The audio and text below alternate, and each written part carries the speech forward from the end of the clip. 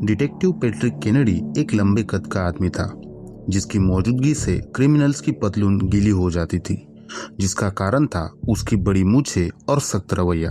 Patrick कई खतरनाक लोगों से भिड़ चुका था, लेकिन उनमें से एक ऐसा भी था जिसने उसके सारे अनुभवों की परीक्षा ली थी। उस फाइल पर नाम लिखा था जेफरी डामर। उस पर ऐसे अपराधों का शक था जो पैट्रिक ने कभी सोचे भी नहीं थे, और किस्मत से किसी वजह से डामर ने उसी पर भरोसा किया। पैट्रिक वो पहला इंसान बना जिसने उसकी डरावनी सच्चाई खुद उससे सुनी, उसी इंसान से जिसे बाद में मिलवॉकी का नरबख्शी कहा जाने लगा। दोस्तों, स्वागत है आपका चैनल गुमशुदा हड्डियां के एक और डरावने एपिसोड में। आज के एपिसोड में आप जेफरी की कहानी वैसे ही सुनेंगे जैसे पैट्रिक केनेडी ने जुलाई 1991 में सुनी थी।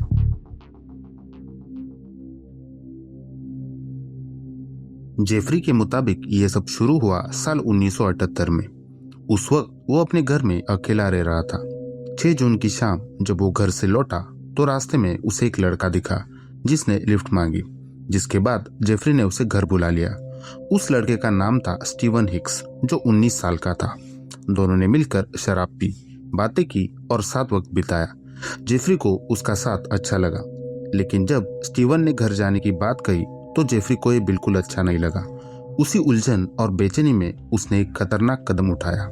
उसने एक डंबल उठाया और उसके सिर पर पीछे से मार दिया और फिर गला घोंटकर उसकी जान ले ली। लाश को उसने पहले अटारी में छिपाया, लेकिन कुछ ही दिन में बदबू असहनीय हो गई, जिससे मजबूर होकर उसने लाश के टुकड़े किए और उन्हें प्लास्टिक की थैलियों में भरकर घर के पीछे झाड़ियों में दफना दिया। कुछ ही दिनों बाद जेफरी को यह डर सताने लगा कि कहीं आसपास खेलने वाले बच्चे उन झाड़ियों तक पहुंच ना जाए और कुछ देख ना ले। इस डर से उसने लाश फिर से निकाली, हड्डियां तोड़ी और पास के जंगल में बिखेर दी। जब पैट्रिक ने यह कहानी खुद जेफरी की जुबानी सुनी तो वो सुन्न रह गया। कागज पर पढ़ना एक अलग बात होती है, लेकिन कातिल के मुंह से उसकी काली करतूतों की दास्तान सुनना कुछ और ही था। उस पल पैट्रिक सोचने लगा कि आखिर जेफरी डामर की जिंदगी कहां से भटक गई। लेकिन जो बात वो अब तक समझ गया था वो थी, वो कातिल खुद उसके सामने बैठा है, जो खतरनाक, बेदर्द और किसी भी हद तक जा सकता था। पूरी पूछताछ के बाद पैट्रिक को यह समझ में आ गया कि जेफरी के लिए नॉर्मल महसूस करने का एकमात्र तरीका था किसी की जान लेना। यह अपराधी किसी आम सीरियल किलर से अलग था। यह जानलेवा था और अमेरिका के सबसे खतरनाक हत्यारों में से एक था। अब हम उसकी जिंदगी के उन शुरुआती सालों को जानेंगे जहां से ये सब शुरू हुआ, वो रास्ता जिसने उसे अंधेरे की तरफ मोड़ दिया। जेफरी लायनल डामर का जन्म 21 मई 1960 को अमेरिका के मिलवॉकी शहर में हुआ। उसके माता पिता जॉयस एनेट और लायनल डामर केमिस्ट थे। जॉयस की प्रेगनेंसी बहुत तकलीफ भरी रही, लेकिन जेफरी के जन्म के कुछ साल बाद एक और बेटा हुआ, डेविड डामर। बचपन में परिवार ओहायो के बाथ नामक इलाके में शिफ्ट हो गया। उस वक्त जेफरी 8 साल का था और अंदर ही अंदर वो धीरे धीरे गुमसुम होता जा रहा था। 10 से 15 साल की उम्र के बीच ना तो उसे खेल में दिलचस्पी थी और ना ही परिवार के साथ कोई भावनात्मक जुड़ाव था। एक रात खाने के दौरान जेफरी ने अपने पिता से पूछा, अगर मुर्गी की हड्डियां ब्लीच में डाले तो क्या होगा? लायनल को यह बात मजेदार लगी। उन्होंने उसे हड्डियां साफ करने और उन्हें प्रिजर्व करने का तरीका सिखा दिया। 1970 से जॉयस को मानसिक बीमारियों के कारण बार बार अस्पताल में भर्ती कराया जाने लगा। उसका असर जेफरी पर पड़ा, लेकिन वो अपनी मां की तकलीफों को समझ ही नहीं पाता था। स्कूल के शुरुआती साल जेफरी के लिए पहचान की तलाश के साल थे, लेकिन वो खुद को बाकी सबसे बिल्कुल अलग महसूस करता रहा। दोस्त उसे अजीब कहते, उसका मजाक उड़ाते, वो किसी को जवाब देना नहीं जानता था और उससे छोटे बच्चे तक उसे परेशान करते, जबकि उसका कद सबसे बड़ा था। इन्हीं दिनों उसने मरे हुए जानवरों को चीरना फाड़ना शुरू किया और अपने पिता से सीखे हुए तरीकों से उन्हें प्रिजर्व करने लगा। एक दिन जेफरी को झाड़ियों में एक मरा हुआ कुत्ता मिला।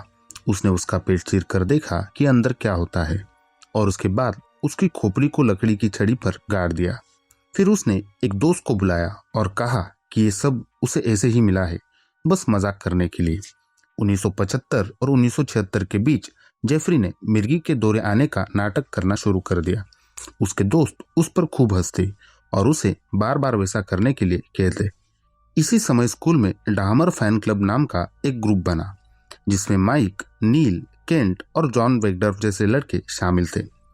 जेफरी को लगा कि शायद अब लोग उसे स्वीकार कर रहे हैं, लेकिन असलियत में उसका मजाक अब भी उतना ही उड़ता था। वो स्कूल में अब भी एक अजीब लड़का ही बना रहा। कई साल बाद जॉन बेकडप ने अपनी किताब में लिखा कि शायद जेफरी के उन नाटकों की जड़ें उसकी मां की बीमारी में थे, क्योंकि जॉयस को भी दवाओं के असर से मिर्गी जैसे दौरे आते थे। लॉयनल ने भी माना कि जॉयस के ये दौरे तब भी आते थे जब वो प्रेग्नेंट थी, और ये जेफरी के पैदा होने के बाद तक चलते रहे। समय के साथ दवाओं की लत और मानसिक तनाव ने उनकी हालत और भी बिगाड़ दी। जॉयस को कई तरह की मानसिक बीमारियां होने लगी थी और 1977 में वो घर छोड़कर चली गई। विडंबना ये थी कि जेफरी, जो मिर्गी का दिखावा करता था, वो दरअसल उसकी मां की टूटती मानसिक स्थिति की ही परछाई थी। स्कूल के दिनों में जेफरी ने बायोलॉजी लैब से एक सुअर का एम्ब्रियो चुरा लिया, जिससे स्कूल में खलबली मच गई। हालांकि किसी ने खुलकर कबूल नहीं किया, लेकिन बात वही दब गई, मानो कोई शरारत हुई हो। 15 साल की उम्र तक आते आते जेफरी के मन में हिंसा से जुड़ी कल्पनाएं आने लगी। इन ख्यालों से खुद को दूर रखने के लिए उसने शराब पीनी शुरू की, और 18 की उम्र से पहले वो उसकी लत बन चुकी थी।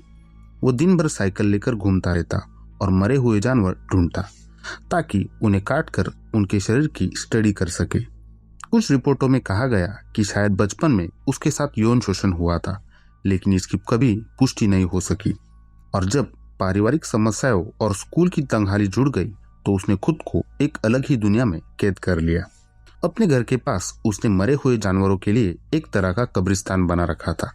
वहां कोई क्रॉस या मूर्ति नहीं थी, सिर्फ उस कुत्ते की खोपड़ी जो एक छड़ी में गड़ी हुई थी, और बाकी हड्डियां जमीन में दबाकर रखी गई थी। पड़ोसी अक्सर देखते कि जब लायनल और जॉयस के बीच झगड़ा होता, तो जेफरी अकेले पेड़ों को डंडे मारकर अपना गुस्सा निकालता। शराब की लत के बीच जेफरी को एहसास हुआ कि वो गे है, क्योंकि उसकी सारी यौन कल्पनाएं सिर्फ पुरुषों से जुड़ी होती थी। इस बात को समझने के लिए उसने अपने ही उम्र के एक लड़के के साथ रिश्ता बनाने की कोशिश की। दोनों के बीच गहरी नजदीकियां तो बढ़ी, लेकिन शारीरिक संबंध नहीं बने। जेफरी ने बताया कि उन दोनों के बीच बस कुछ चुंबन और छूना हुआ।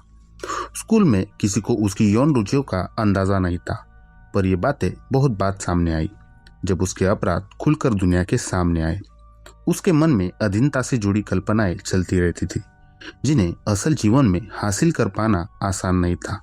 जब उस लड़के के साथ उसका रिश्ता टूट गया, तब उसने अपने भीतर की इन कल्पनाओं को जानवरों की चीरफाड़ से जोड़ना शुरू कर दिया। जब वो 16 साल का था, तब वो रोज एक आदमी को देखता था जो उसके घर के सामने से दौड़ता था।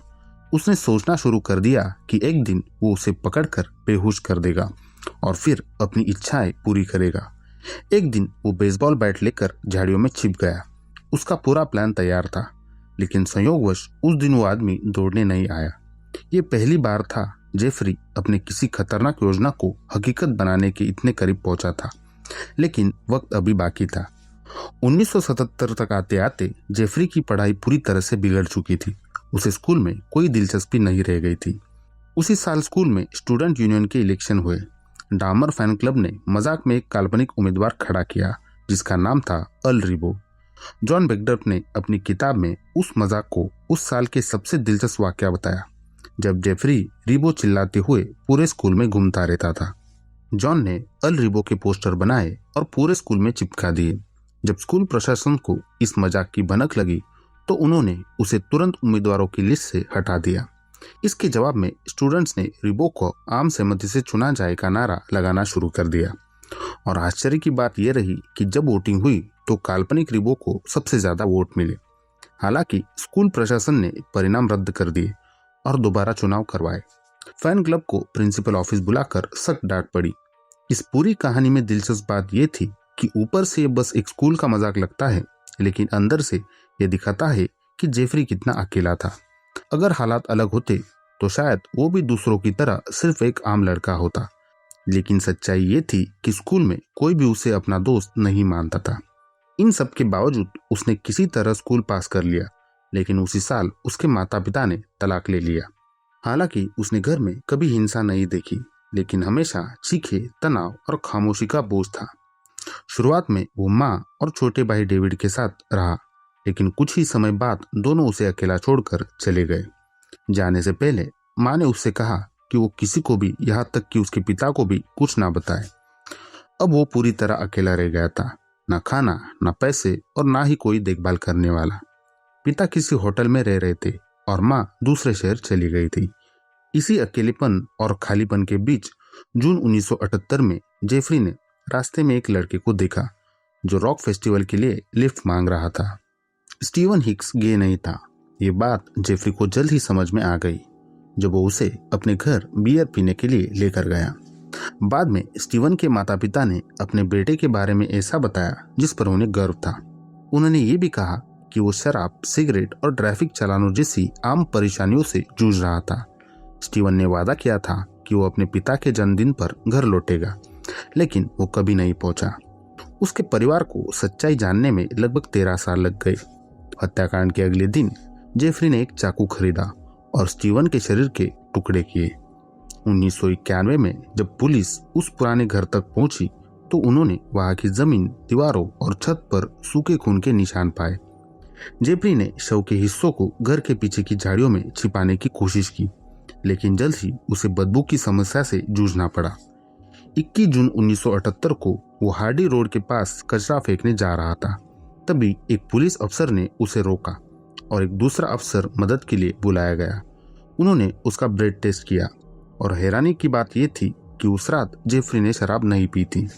पुलिस को उसकी कार में रखे कचरे से भरे बैग्स पर कोई शक नहीं हुआ और उन्होंने उसे जाने दिया। इस घटना ने जेफरी को इतना डरा दिया कि उसने शव को फेंकने का इरादा बदल दिया और फिर टुकड़े वापस घर ले आया। कुछ महीनों बाद लायनल, जो अब दोबारा शादी करने वाला था, अपने बेटे से मिलने आया। जब वो घर पहुंचा तो देखा कि जेफरी पूरी तरह अकेलेपन में जी रहा था। जेफरी उस वक्त सिर्फ फास्ट फूड और पैकेट वाले खाने पर जिंदा था। बताया गया कि बिजली का बिल न भरने पर घर की बिजली भी काट दी गई थी। इसी दौरान एक बिगड़ा हुआ ग्रुप उसके घर पर आने जाने लगा। वहां नशा होता, शोरगुल मचता। उनमें से एक था लॉयड फिक, जो स्कूल के समय से ही एक परेशान करने वाला लड़का माना जाता था। ऐसी बातें सामने आई कि एक बार जेफरी ने आत्मा बुलाने की कोशिश की, शायद स्टीवन हिक्स की आत्मा से बात करने के लिए।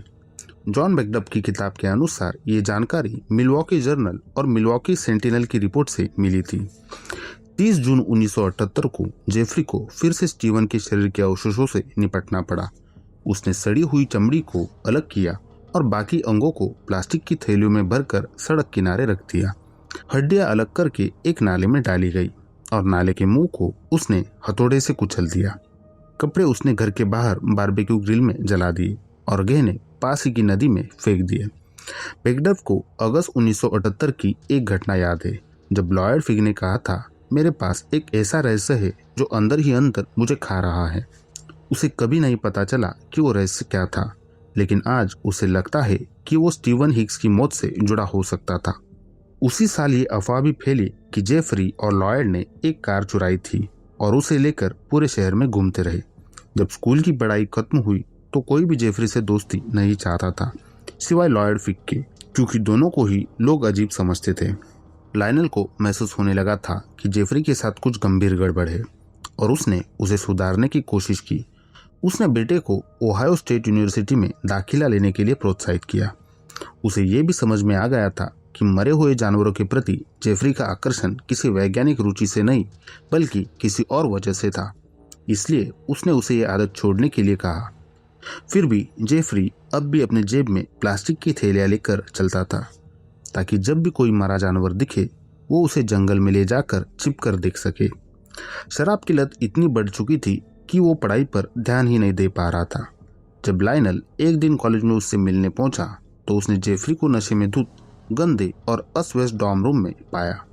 आखिरकार चौथे सेमेस्टर से पहले ही उसने कॉलेज छोड़ दिया। 1979 में लायनल के कहने पर जेफरी ने सेना में भर्ती ले ली। पहले उसने टेक्सास के फोर्ट सैम ह्यूस्टन में ट्रेनिंग ली, फिर उसे जर्मनी के बाउमहोल्डर में भेजा गया। सेना के रिकॉर्ड के अनुसार वो एक सामान्य सिपाही था, कोई विशेष प्रोग्रेस नहीं थी, मगर इस दौरान उसने 2 साथियों के साथ गंभीर दुर्व्यवहार किया था। एक घटना में उसने एक जवान को बख्तरबंद वाहन के अंदर शराब पिलाकर बेहोश कर दिया। पूरी यूनिट को पता था कि जेफरी को शराब की भारी लत है। 1981 में उसे डिसिप्लिनरी कारणों से सेना से बाहर कर दिया गया और अमेरिका में कहीं भी जाने के लिए उसे हवाई टिकट दे दिया गया। उसने फ्लोरिडा के मियामी बीच को चुना क्योंकि वो अपने पिता के सामने लौटना नहीं चाहता था। अब तक वो कई गलतियां कर चुका था और जानता था कि लायनल को देखकर शर्मिंदगी होगी। 1982 में लायनल ने उसे मिलने का फैसला किया। रवाना होने से पहले जेफरी ने स्टीवन हिक्स की बची हुई हड्डियां इकट्ठा की और उन्हें अपने घर के पीछे एक चट्टान पर रखकर तोड़ डाला। इसके बाद उसने उन बचे हुए टुकड़ों को जंगल में फेंक दिया। फिर वो अपने पिता और सौतेली माँ के साथ रहने लगा और घरेलू काम में हाथ बटाने लगा, मगर उसकी शराब की लत जस की तस बनी रही। एक बार तो उसे पब्लिक प्लेस पर शराब पीने के आरोप में गिरफ्तार भी कर लिया गया। अब लायनल पूरी तरह उलझन में था। उसे समझ नहीं आ रहा था कि बेटे से कैसे निपटा जाए। तब उसने सुझाव दिया कि जेफरी विस्कॉन्सिन में अपनी दादी के पास जाकर रहे। उसी साल उन्होंने अपना पुराना घर भी बेच दिया। 1982 से 1986 के बीच जेफरी ने अपनी जिंदगी सुधारने की कोशिश की। वो दादी के साथ चर्च भी जाने लगा, लेकिन जल्द ही उसके अंदर की पुरानी अजीब आदतें फिर से उभरने लगी। एक बार दादी ने उसकी अलमारी में एक चोरी किया हुआ इंसानी पुतला देखा और बिस्तर के नीचे एक .357 मैग्नम पिस्तौल छिपी हुई मिली। एक और बार वो एक मरी हुई गिलहरी लेकर घर पर आया और उसे अपने पिता के केमिकल से खोलने लगा। इसी दौरान उसे 2 बार गिरफ्तार किया गया, एक बार 2 नाबालिग लड़कों के पास गलत हरकत करने के आरोप में। पहली हत्या को कई साल बीत चुके थे और अब तक जेफरी खुद पर थोड़ा नियंत्रण रखने में सफल रहा था। लेकिन सितंबर 1987 में वो एक गे बार में 26 साल के स्टीव टोमी से मिला। उस रात दोनों ने घंटों बातें की और फिर जेफरी ने स्टीव को मिलवॉकी के एक होटल में रुकने के लिए मना लिया। उन्होंने एक रात के लिए कमरा बुक किया। सब कुछ नॉर्मल लग रहा था, लेकिन जेफरी के इरादे अलग थे। उसका प्लान था कि वो स्टीव को नशे में धुत कर देगा और फिर उस पर काबू पाएगा। लेकिन अगली सुबह जब उसकी आंख खुली तो सामने का नजारा कुछ और था। स्टीव मरा हुआ था और उसके शरीर पर चोट के गहरे निशान थे। जेफरी को साफ याद नहीं था कि क्या हुआ, लेकिन इतना जरूर समझ आ गया था कि उसने उसकी हत्या कर दी थी और अब उसे सब समेटना था। उसने एक बड़ा सूटकेस खरीदा, स्टीव का शव उसमें डाला और उसे दादी के घर ले आया। कुछ दिनों बाद उसने शव को टुकड़ों में बांटा, अंगों को प्लास्टिक की थैलियों में पैक किया और हड्डियों को हथौड़े से कुचल दिया। बाकी हिस्सों को उसने कचरे में फेंक दिया, जबकि सिर को एक कंबल में लपेटकर अलग रखा। बाद में उसने उस सिर को ब्लीच और साइलेक्स जैसे केमिकल में घोल दिया ताकि सिर्फ खोपड़ी बच सके। कुछ समय तक उसने वो खोपड़ी संभाल कर रखी और फिर आखिरकार उसे भी नष्ट कर दिया। यह हत्या उस अंधेरे की वापसी थी जो जेफरी के अंदर छिपा हुआ था, जो कभी गया ही नहीं था। अब वो जाग चुका था और उसकी भूख इंसानियत की सारी हदों को तोड़ने वाली थी। जेफरी डाहमर की कहानी का एक और डरावना अध्याय शुरू हो चुका था। स्टीव टोमी की हत्या के बाद जेफरी को महसूस हुआ कि यही वो चीज थी जिससे उसे अपनी जिंदगी में कोई मायना नजर आता था। उसके दिमाग में जो इच्छाएं थी वो भले ही जानलेवा थी, लेकिन अब वो अगली शिकार की तलाश में लग गया। इससे पहले उसने एक डॉक्टर से नींद न आने की शिकायत की और डॉक्टर ने उसे दवा दे दी। अब वो वही दवा अपने शिकारों को बेहोश करने के लिए इस्तेमाल करने लगा। 16 जनवरी 1988 को उसका अगला निशाना बना 14 साल का जेम्स लॉकस्टेटर। जेफरी ने उसे $50 का लालच दिया, ये कहकर कि वो उसकी फोटो खींचेगा। मासूमियत में वो लड़का तैयार हो गया। फोटो सेशन के बाद उसने जेम्स को नशा दे दिया और जब दोनों अंतरंग हो रहे थे तब जेम्स धीरे धीरे बेहोश होने लगा। फिर जेफरी ने उसका गला घोट दिया।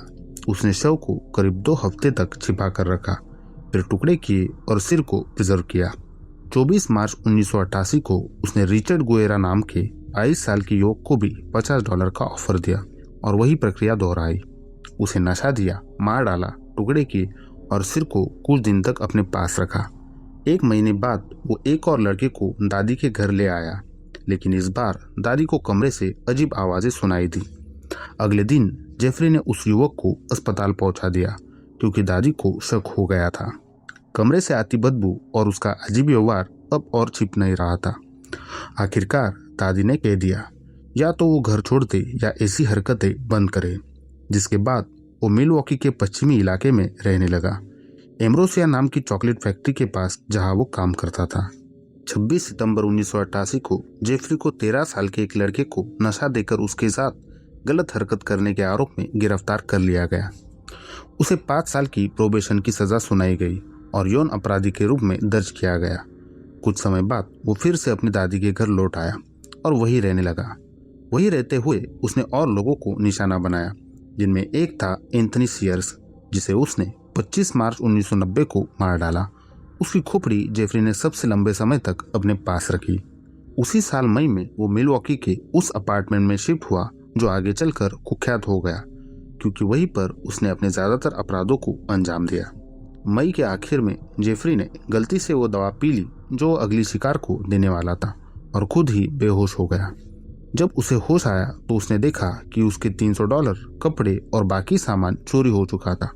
कुछ दिन बाद उसने 32 साल के रेमंड स्मिथ को निशाना बनाया, जिसे रिकी बिग्स के नाम से भी जाना जाता था। नशा देकर उसकी हत्या करने के बाद उसने उसकी तस्वीरें खींची, कुछ हिस्सों को पकाया और हड्डियों को अपार्टमेंट में रखे एसिड से भरे ड्रम में घोल दिया। उसका सिर उसने एंथनी सीयर्स की खोपड़ी के बगल में रखा। लगभग 1 महीने बाद 27 साल के एडवर्ड स्मिथ को मारा गया। इस बार जेफरी ने पूरे कंकाल को सुरक्षित रखने की कोशिश की और उसे फ्रीजर में रखा, लेकिन बाद में वो भी एसिड में घुला दिया गया। 3 महीने बाद 22 साल के अर्नेस्ट मिलर को $50 का लालच देकर अपने अपार्टमेंट में लाया। इस बार उसके पास नींद की गोली नहीं थी, तो उसने सीधे हमला किया, अश्लील तस्वीरें खींची और शव के टुकड़े कर दिए। जेफरी ने बताया कि जब वो शव के टुकड़ों के साथ होता था तो खोपड़ी को चूमता था, उसे सहलाता था, मानो वो उससे भावनात्मक रूप से जुड़ गया हो। अर्नेस्ट की जांघ की मांसपेशियां उसने फ्रिज में रखी, बाकी हिस्सों को कूड़े में फेंक दिया। कंकाल को ब्लीच में डुबोया गया और खोपड़ी को फ्रीज करके उस पर नेल पॉलिश जैसा पदार्थ लगाया ताकि वो प्रिजर्व रह सके। 3 हफ्ते बाद उसने डेविड थॉमस की हत्या की। उसके मुताबिक डेविड उसे आकर्षक नहीं लगा, इसलिए उसने जल्दी सब खत्म कर दिया। फरवरी 1991 में उसकी मुलाकात हुई कर्टिस ट्रॉटर से, जो एक मॉडल बनना चाहता था। जेफरी ने उसे काम का झांसा देकर अपने फ्लैट पर बुलाया और वहां उसका गला घोट दिया। उसके शरीर के कुछ हिस्सों को जेफरी ने संभाल कर रखा, जिसमें खोपड़ी और कुछ यादगार चीजें शामिल थी। इन हत्याओं के बाद जेफरी बेचैनी और डिप्रेशन में चला गया। वो दिन में कई बार आत्महत्या करने के बारे में सोचने लगा। 1991 की शुरुआत तक 19 साल का एरोल लिंडसे पहला शिकार बना जिस पर जेफरी ने प्रयोग शुरू किए। अप्रैल 1991 में उसने एरोल को नशा देने के बाद उसकी खोपड़ी में छेद किया और उसमें हाइड्रोक्लोरिक एसिड इंजेक्ट किया। उसका इरादा था एक जिंदा ज़ॉम्बी बनाना जो पूरी तरह उसकी बात माने, लेकिन एरोल थोड़ी देर बाद होश में आ गया और जिंदा था। तब जेफरी ने उसे मारने का फैसला किया। उसने एरोल की त्वचा को पानी और नमक के घोल में प्रिजर्व करने की कोशिश की, लेकिन वो गल गई और फेंकनी पड़ी। लेकिन अब उसके पड़ोसी उसके दरवाजे पर आकर शिकायतें करने लगे, अपार्टमेंट से आ रही बदबू और रात को सुनाई देने वाली अजीब आवाजों को लेकर। हर बार जेफरी सफाई देता कि उसका फ्रीजर खराब हो गया है और उसमें रखे मांस के सड़ने की वजह से बदबू आ रही है। किसी तरह वो हर बार उन्हें मना लेता था। 24 मई 1991 को उसने टोनी हुजेस नाम के एक मूक बधिर युवक को $50 में फोटो खिंचवाने का प्रस्ताव दिया। उसे नशा देने के बाद उसने उसका गला घोट दिया और लाश कई दिनों तक कमरे में पड़ी रही जब तक उसने उसे टुकड़ों में नहीं बांटा। कुछ ही दिन बाद जेफरी कोनराक सिंता सोमफोन नाम के 14 साल के लड़के से बस स्टॉप पर मिला। हैरानी की बात यह थी कि कोनराक उसी लड़के का छोटा भाई था जिसके मामले में जेफरी पहले ही जेल जा चुका था, लेकिन उसे यह पता नहीं था। जेफरी ने कोनराक को नशा दिया, फिर उसकी खोपड़ी में एक छोटा सा छेद करके उसमें तेजाब भर दिया।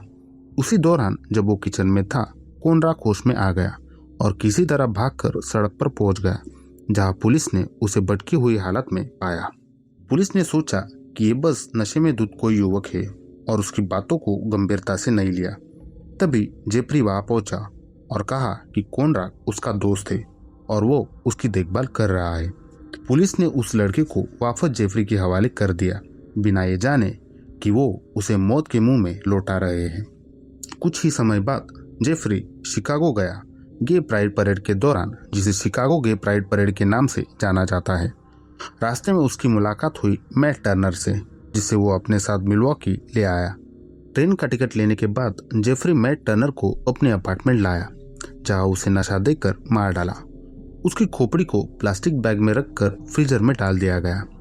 कुछ दिनों बाद वो फिर शिकागो गया और वहां एक बार में 23 वर्षीय जेरमाया वाइनबर्गर से मिला। बातचीत के दौरान दोनों में दोस्ती बढ़ी और जेरमाया भी उसके साथ मिलवॉकी चला आया। वहां दोनों के बीच संबंध बने, लेकिन जब जेरमाया ने वापस लौटने की बात कही तो जेफरी ने उसे एक आखिरी ड्रिंक ऑफर की। परिणाम वही रहा, जेरमाया की हत्या कर दी गई और उसकी खोपड़ी तब तक फ्रीजर में रही जब तक जेफरी पकड़ा नहीं गया। कुछ दिनों बाद 23 साल के ओलिवर लेसी की भी गला घुटकर हत्या कर दी गई। जेफरी ने उसका दिल और खोपड़ी फ्रिज में रख दिया और बाकी शरीर को फ्रीजर में रख दिया और जो बचा था वो फेंक दिया। उसने उसके कंकाल को भी प्रिजर्व किया। दोस्तों, मैं आगे चलकर बताऊंगा कि इन हड्डियों के साथ वो क्या करना चाहता था। इसी दौरान लगातार कई दिन काम पर ना जाने की वजह से उसे चॉकलेट फैक्ट्री से निकाल दिया गया। 19 जुलाई को उसकी मुलाकात बस स्टॉप पर जोसेफ ब्रैंडहॉफ से हुई। जोसेफ बियर के कुछ कैन खरीद रहा था, तभी तेज बारिश शुरू हो गई और दोनों साथ में अपार्टमेंट में लौटे। वहां जेफरी ने उसे नशा देकर मार दिया और उसकी लाश कई दिनों तक बिस्तर के पास पड़ी रही जब तक उसमें कीड़े नहीं पड़ गए। उस रात उसके फ्रिज में 3 सर रखे थे जब उसका नियंत्रण पूरी तरह से टूट चुका था। 3 दिन बाद उसकी आखिरी शिकार जो जिंदा बच निकला वो था 32 साल का ट्रेसी एडवर्ड्स। एक मौके पर जेफरी ने ट्रेसी से कहा कि वो उसके एक्वेरियम में मछलियां देखे। जैसे ही ट्रेसी ने सिर घुमाया, जेफरी ने उसके एक हाथ में हथकड़ी डाल दी, लेकिन ट्रेसी सतर्क था, जिसकी वजह से उसने दूसरे हाथ को बंधने से रोक लिया। जेफरी उसे कमरे में ले गया, जहां ट्रेसी ने दीवारों पर कई पोलोरॉइड तस्वीरें देखी और एक मेटल का ड्रम भी, जिससे बेहद तीखी बदबू आ रही थी। कोर्ट में ट्रेसी ने बताया कि जेफरी ने अपना सिर उसके सीने पर रखा और दिल की धड़कन सुनते हुए कहा कि वो उसे चोट पहुंचाना चाहता है। ट्रेसी ने समय निकालने के लिए सुझाव दिया कि वो सोफे पर बैठकर बात करे। वहां दोनों ने द एग्जॉर्सिस्ट फिल्म देखी और जेफरी ने कहा कि उसे उस फिल्म के राक्षसी किरदार की आंखें बहुत पसंद है। दिलचस्प बात यह थी कि जेफरी बार में नकली कॉन्टैक्ट लेंस पहनता था ताकि उसकी आंखें उसी किरदार जैसी दिखे। यही बात ट्रेसी को समझाने के लिए काफी थी कि अब उसे वहां से भागना होगा। जब जेफरी बियर लाने और खिड़की से बाहर झांकने गया, ट्रेसी ने बाथरूम जाने का बहाना बनाया। तभी उसने एक गुस्सा मारा और अपार्टमेंट से बाहर निकल भागा। सड़क पर उसे गश्त कर रहे पुलिसकर्मी रोल्फ म्यूलर और रॉबर्ट राउथ मिले। ट्रेसी ने तेजी से सारी बात बताई और दोनों अफसर उसके साथ जेफरी के अपार्टमेंट तक गए। ट्रेसी की कलाई में बंधी हथकड़ी इस बात का पुख्ता सबूत थी कि कुछ बहुत गलत हुआ है, लेकिन अफसरों को अंदाजा नहीं था कि वो किस डरावनी सच्चाई का सामना करने जा रहे थे।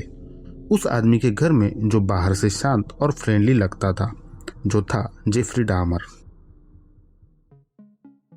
जैसे ही दोनों पुलिसकर्मी अपार्टमेंट में पहुंचे, जेफरी नॉर्मल अंदाज में मिला और उन्हें अंदर बुला लिया।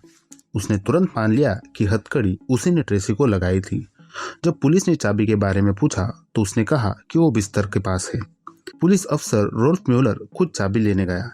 भले ही जेफरी ने जोर दिया कि वो खुद ले आएगा, लेकिन म्यूलर ने सख्ती दिखाई और कमरे तक गया। वहां उसे एक चाकू और कई पोलोरॉइड तस्वीरें मिली, जिनमें कटे फटे शव साफ दिखाई दे रहे थे। जब उसने और गौर से देखा तो पाया कि दीवारों पर भी कई तस्वीरें चिपकी थी और ये सभी उसी कमरे में खींची गई थी। बिना समय गवाए म्यूलर ने चिल्लाकर कहा, उसे हथकड़ी लगाओ। जेफरी ने थोड़ा विरोध किया, लेकिन रॉबर्ट राउथ ने तुरंत उसे काबू में ले लिया। इसके बाद दोनों ने तेजी से अपार्टमेंट की तलाशी शुरू की और फ्रिज में प्लास्टिक की थैलियां मिली जिनमें इंसानी अंग थे। नीचे की शेल्फ पर एक अफ्रीकी अमेरिकन युवक का सिर रखा हुआ था। जब हर कोई उस दृश्य से स्तब्ध था, तब जेफरी ने बस इतना कहा, मैंने जो किया है उसके लिए मुझे मर जाना चाहिए। तुरंत अतिरिक्त बल बुलाया गया और अपार्टमेंट को सील कर दिया गया। जांच टीम ने किचन में 4 सिर बरामद किए और अलमारी में 7 खोपड़ियां। रसोई की दराजों में दिल और मांस से भरे थैले रखे थे और फ्रीजर में एक इंसानी धड़ के साथ अन्य अंग। हर कोना कुछ न कुछ छुपाए हुए था। एक कमरे में 2 पूरे कंकाल और 2 प्रिजर्व प्राइवेट पार्ट्स थे। नीले ड्रम में 3 कटे हुए धड़ एसिड में डूबे हुए थे। 23 जुलाई 1991 को जेफरी डाहमर से पूछताछ शुरू हुई, जासूस पैट्रिक केनेडी और पैट्रिक मर्फी द्वारा। पूछताछ का सिलसिला 60 घंटे से भी ज्यादा चला। जेफरी ने अपने कानूनी अधिकारों को छोड़ दिया और वकील लेने से भी इनकार कर दिया। उसने कहा कि ये सब मैंने ही किया है, तो इसे खत्म करने की जिम्मेदारी भी मेरी ही बनती है। उसने कबूल किया कि 1987 से 1991 के बीच विस्कॉन्सिन में उसने 16 पुरुषों की हत्या की और 1978 में ओहायो में स्टीवन हिक्स की हत्या की थी। कुल मिलाकर 17 पीड़ित। उसकी शक्ति और नियंत्रण की इच्छा इतनी जबरदस्त थी कि वो कुछ शिकारों पर एक तरह की लैबोटॉमी करना चाहता था। ये बात सुनकर पुलिस हैरान रह गई। उसने निराश होकर कहा कि जब वो तेजाब सिर में इंजेक्ट करता था तो ज्यादातर शिकार तुरंत मर जाते थे और जो जिंदा रहते थे वो ज्यादा समय तक टिक नहीं पाते थे। उसने ये भी कहा कि अब मुझे ये सोचना पड़ता है कि क्या दुनिया में कोई शैतानी ताकत है, क्या मैं उसी के असर में आकर ये सब कर बैठा। मैं ये भी नहीं कह सकता कि मैं भगवान पर विश्वास करता हूँ या नहीं। उसकी सबसे बड़ी कल्पना थी इंसानी खोपड़ियाँ और शरीर के हिस्सों से बना एक मंदिर। उसे लगता था कि अगर ऐसा मंदिर बना ले तो वो शैतानी शक्तियों से धन और ताकत प्राप्त कर सकता है, अगर वो सच में होती। इन खुलासों ने इस केस को उस समय की किसी भी पुलिस जांच से कई ज्यादा सनसनीखेज बना दिया। मुकदमा निर्णायक होने वाला था, लेकिन जेफरी डामर की मानसिक स्थिति और उसकी बुराई को अब भी समझा जाना बाकी था। विशेषज्ञों ने उसे एक ऐसा अपराधी बताया जो संगठित और असंगठित हत्यारे दोनों का मिश्रण था। इसी वजह से उसे कानूनी रूप से पागल करार देना मुश्किल हो गया। अगस्त 1991 में एफबीआई के हाल ही में रिटायर हुए एजेंट रॉबर्ट के रेसलर को बचाव पक्ष का सलाहकार नियुक्त किया गया। उनका काम था जेफरी की मानसिक स्थिति और उसके अपराधों की जड़ों को समझना। इसके लिए रॉबर्ट ने जेफरी डामर से आमने सामने बैठकर बातचीत की, उस शख्स से जिसे अब दुनिया मिलवॉकी के नरबख्शी के नाम से जानती थी। एफबीआई के इस पूर्व एजेंट ने उसकी आवाज को यूं बताया, गहरी गूंजती हुई, ऊपर से शांत और स्पष्ट, लेकिन अंदर से खिंची हुई, मानो वो खुद को जबरदस्ती काबू में रख रहा हो। इंटरव्यू के दौरान जेफरी ने बताया कि उसके अंदर चीर-फाड़ की कल्पनाएं स्कूल में तंग किए जाने के बाद शुरू हुई। जब रॉबर्ट ने पूछा कि इन कल्पनाओं का स्रोत क्या था, किताबें, फिल्में या कुछ और, तो जेफरी ने साफ कहा कि ऐसा कुछ नहीं था। ये सब उसके अंदर से ही आ रहा था, एक ऐसा आकर्षण जिसकी वजह वो खुद नहीं समझ पा रहा था। जब बात शिकारों की हुई तो जेफरी ने कहा, इरादा बस एक रात उनके साथ बिताने का होता था। वो कहते थे कि उन्हें अगली सुबह काम पर जाना है, लेकिन मैं नहीं चाहता था कि वो जाए। उसके लिए सब कुछ उस शरीर पर नियंत्रण पाने के इर्द गिर्द घूमता था। वो अंदरूनी अंगों से, उनकी बनावट से सबसे ज्यादा आकर्षित होता था। जब रॉबर्ट ने पूछा कि क्या वो सचमुच कोई तांत्रिक वेदी बन रहा था, तो जेफरी ने बताया कि वो ओकल बुक स्टोर से कुछ चीजें जरूर खरीदता था, लेकिन कभी किसी पीड़ित के साथ कोई अनुष्ठान नहीं किया। उसने कहा कि अगर वो पकड़ा नहीं जाता तो शायद 6 महीने के अंदर वो सच में ऐसा कुछ बना लेता। उसकी सबसे बड़ी योजना थी एक शक्ति का केंद्र बनाना, एक बड़ा टेबल जिसके चारों तरफ खोपड़ियां और कंकाल लटकते हो। उसे विश्वास था कि यह जगह उसे मानसिक रूप से किसी ऊंचे स्तर पर पहुंचा देगा, जहां वो प्यार और ताकत दोनों को पा सकेगा। जब जेफरी से पूछा गया कि वो पीड़ितों की अलग अलग मुद्राओं में तस्वीरें क्यों खींचता था, तो उसने बताया कि यह तरीका उन्हें वैसा दिखाने का था जैसा वो उन्हें देखना चाहता था। उसने ये भी कहा कि वो चाहता था कि मौत बिना दर्द के हो।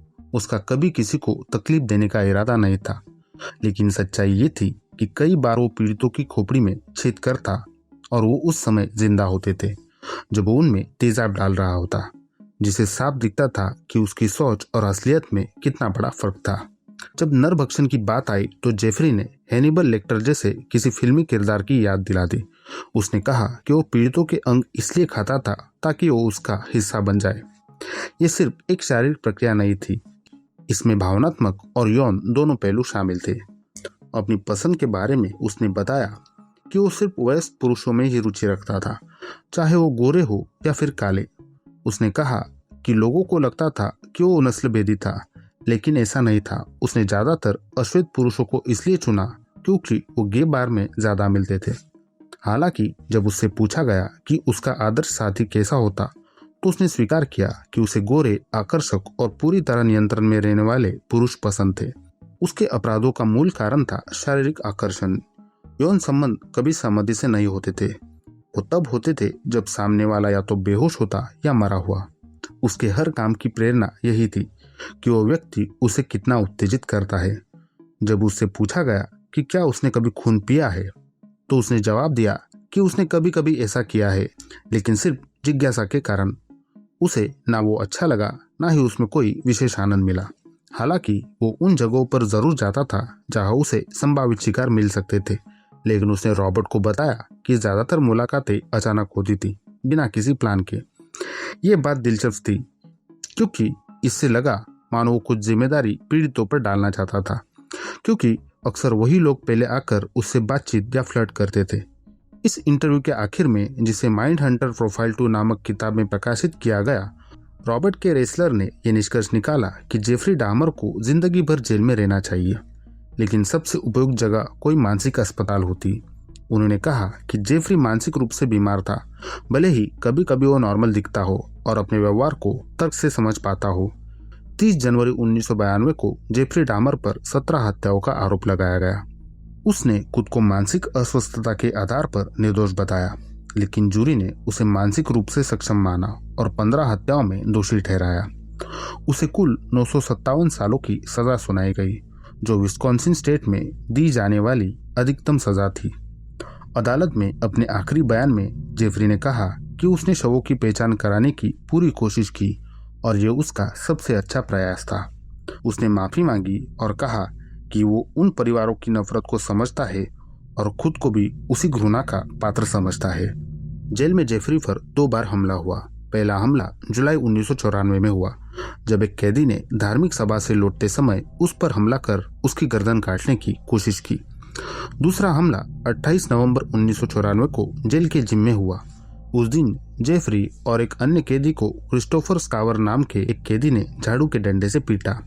इस बार हमला जानलेवा साबित हुआ और जेफरी की उसी दिन सिर पर चोट लगने के कारण मौत हो गई। डामर परिवार कभी भी जेफरी के अपराधों से उबर नहीं पाया। 1994 में उसके पिता लायनल डामर ने एक किताब प्रकाशित की, अ फादर स्टोरी, जिसमें उन्होंने स्वीकार किया कि उन्होंने अपने बेटे को कभी वो ध्यान नहीं दिया जिसकी जरूरत थी।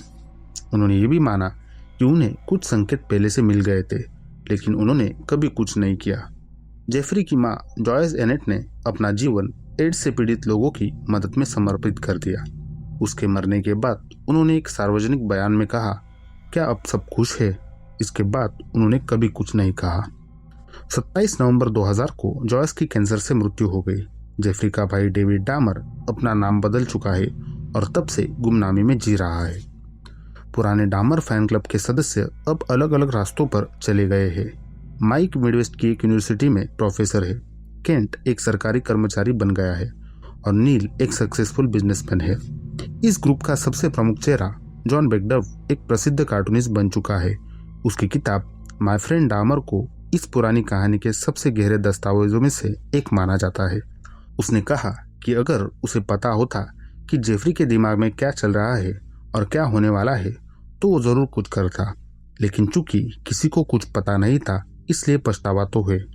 आज भी वो यही सोचता है कि उस समय के बड़े लोग कहाँ थे। साल 2007 में कुछ सबूत सामने आए जिन्होंने जेफरी डामर को 1981 में हुए एडम वॉल्श की हत्या का संभावित जिम्मेदार बताया। एडम का शव मृत अवस्था में मिला था, गला घोटने की वजह से, और उस पर हिंसा के गंभीर निशान थे। यह हत्या उसी समय हुई जब जेफरी फ्लोरिडा के मायामी में रह रहा था, लेकिन बाद में जांच से यह पुष्टि हो गई कि असली हत्यारा ऑन्टिस टूल था, जिसने अपना अपराध कबूल किया और जिसे आधिकारिक रूप से जिम्मेदार ठहराया गया। आज भी जेफरी डामर के अपराध अमेरिका की सामूहिक स्मृति में दर्ज है। उसे अब तक के सबसे कुख्यात सीरियल किलरों में से एक माना जाता है। उसकी अधिकतर शिकार हाशिए पर जीने वाले लोग थे, जिन्हें समाज अक्सर अनदेखा कर देता था। कई मामलों में समलैंगिकता को लेकर फैली सामाजिक मानसिकता ने पुलिस तक शिकायत पहुंचाना ही नामुमकिन बना दिया। जेफरी के लिए ये अपराध एक भ्रम लेकर आते थे, मानो उसकी जिंदगी उससे ज्यादा रोमांचक या मूल्यवान हो रही हो। लेकिन दूसरी ओर यह भी साफ है कि उसने लंबे समय तक अपनी इंसानियत का कुछ अंश बचाए रखने की कोशिश की। वो अंदर ही अंदर नियंत्रण खोने के खिलाफ संघर्ष कर रहा था। एक ऐसी लड़ाई थी जो आखिरकार वो हार गया और जिसका नतीजा सिर्फ दर्जनों निर्दोष पीड़ितों की त्रासदी ही नहीं, बल्कि उसकी अपनी विनाशकारी तबाही भी था।